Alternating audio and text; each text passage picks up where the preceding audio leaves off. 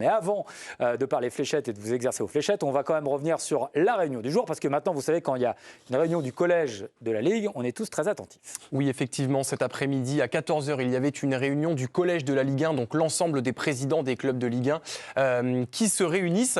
Et donc, elle était particulièrement attendue. On l'a dit, il y a toutes les histoires de crise des droits TV, il y a aussi les polémiques avec l'arbitrage. Enfin, il y a plein de sujets en ce moment dont il faut parler.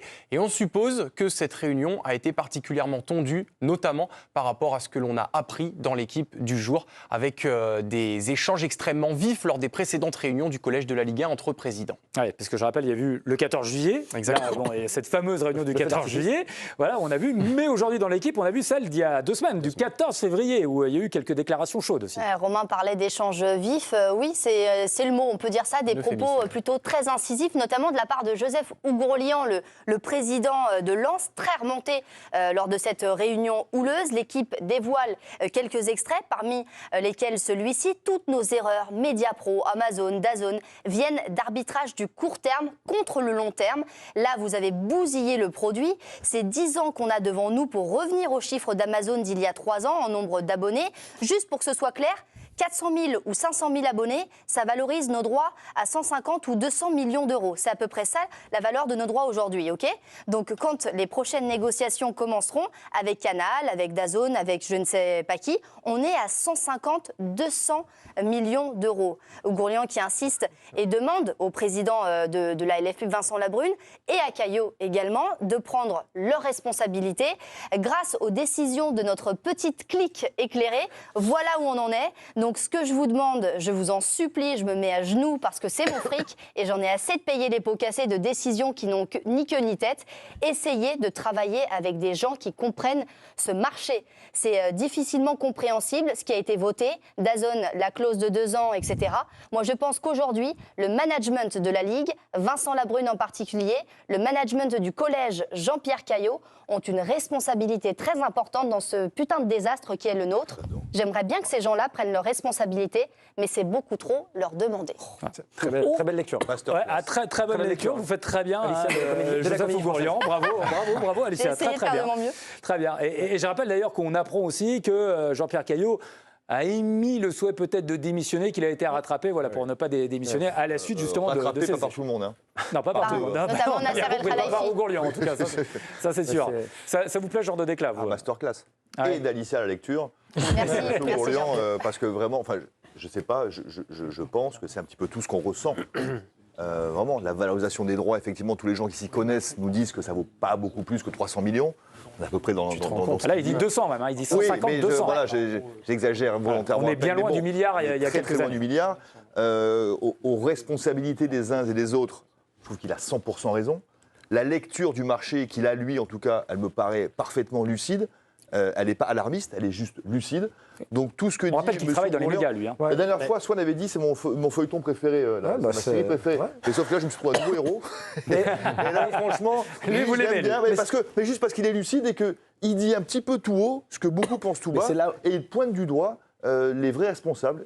Pour continuer sur la métaphore filée du feuilleton, il n'est pas héros là, c'est une victime. Ouais, en fait, il est victime au même titre que certains présidents de Ligue 1 qui ont des billes. En fait, lui, c'est son club, il l'a dit.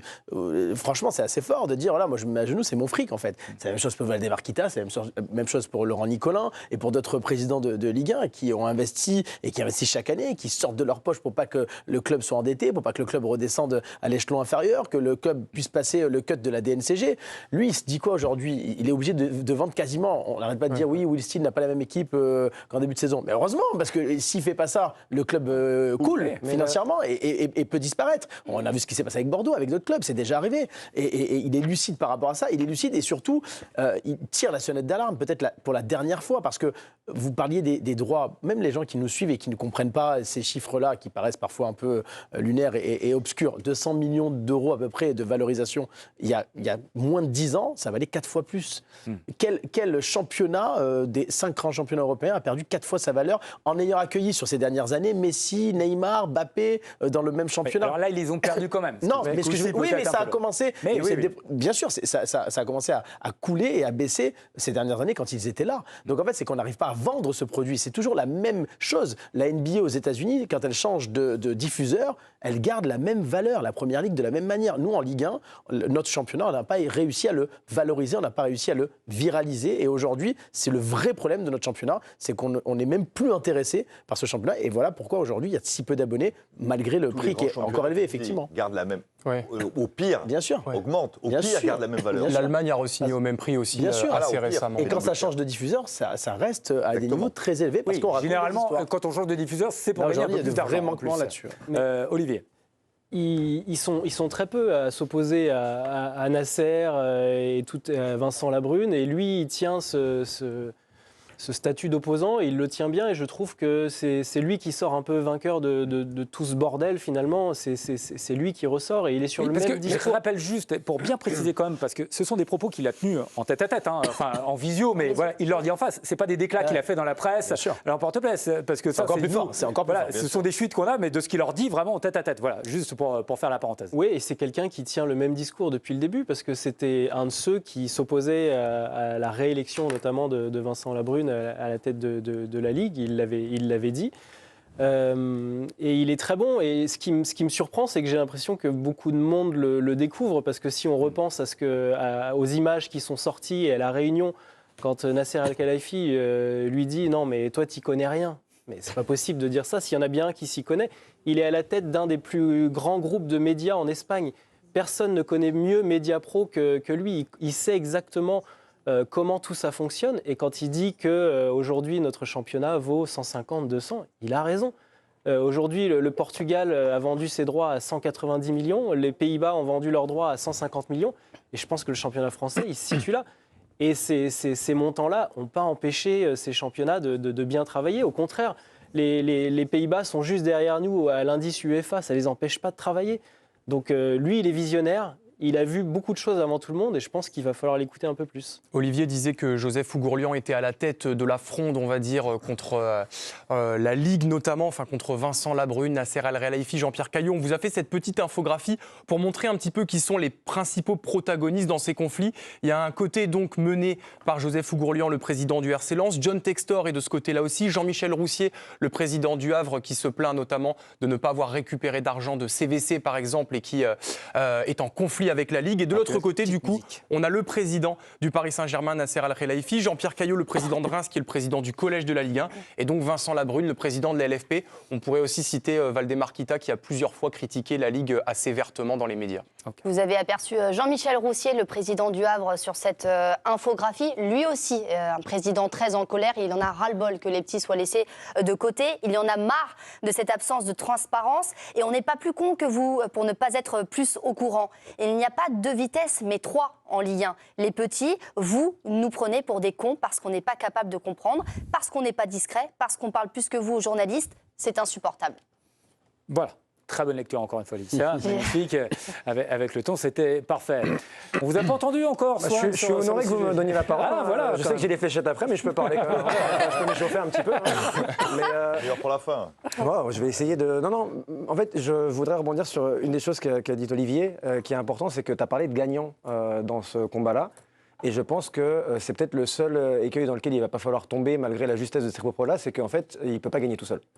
Il ne peut pas gagner tout seul, et je pense que c'est hyper important de retrouver une espèce de notion collective. On l'a vu dans le tableau proposé par Romain. Au final, on a beau être d'accord avec lui, s'il va aller seul au charbon comme ça, avec et la forme et le fond qui sont excellents tous les deux, le problème, c'est qu'il ne va pas devenir le héros, il va devenir l'antagoniste avec lequel nous, on va tous être d'accord, tout le monde va dire c'est plein de bon sens. Et au final, le bateau, il ne va pas mieux avancer. Et je pense que... finalement, le plus beau des missiles qu'il a mis aux autres présidents avec lesquels il n'est pas d'accord dans sa déclaration, c'est le court-termiste. C'est le court-termisme, pardon. Bien sûr. Parce que, voilà, on a l'impression que chaque année, on bosse pour cette année à venir. Tous les présidents de clubs sont quasiment tous des chefs d'entreprise. On ne gère pas une entreprise comme ça.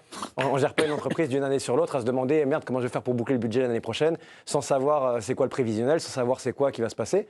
Et au bout du compte, j'ai un peu l'impression que c'est ça qu'il va falloir faire et c'est ça qui va nous sauver. Mais il ne pourra pas le faire tout seul. Il y a quelque chose qu'il demande aussi. Je demande à ce que ces gens-là prennent leurs responsabilités. Je parlais de la démission. Lui, je pense qu'il demande à ce que ça change de direction. Soit il faut aussi allusion à une phrase qu'on avait trouvée lunaire lorsque la fuite est sortie du 14 juillet.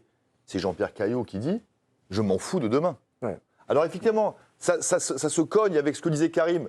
ils ont besoin de cash dans les heures qui viennent. Sinon, ils meurent. Mais en même temps, M. Pour leurs employés aussi. Caillot a réussi sa vie dans son business. Oui, à part. Il a pensé à demain. Il a pensé à demain. Voilà, C'est ça. j'ose espérer que s'il en arrivait là aujourd'hui dans sa vie hors foot, c'est parce qu'il a été un visionnaire dans son business à lui. De dire demain je m'en fous, ça veut dire premièrement que tu as mal bossé avant, que tu as surpayé les joueurs moyens, c'est toujours pareil, de toute façon on en est toujours même aux mêmes histoires, et surtout, tu peux pas t'en sortir. Alors, ils sont confrontés à ce dilemme-là, je veux bien le croire, mais qu'un chef d'entreprise nous dise je m'en fous de demain. Comme ça, tu peux pas t'en sortir. Après, ils traînent comme un boulet média pro et les clubs sont exsangues en fait aujourd'hui, donc ils ont besoin de cash frais tout de suite. C'est vrai.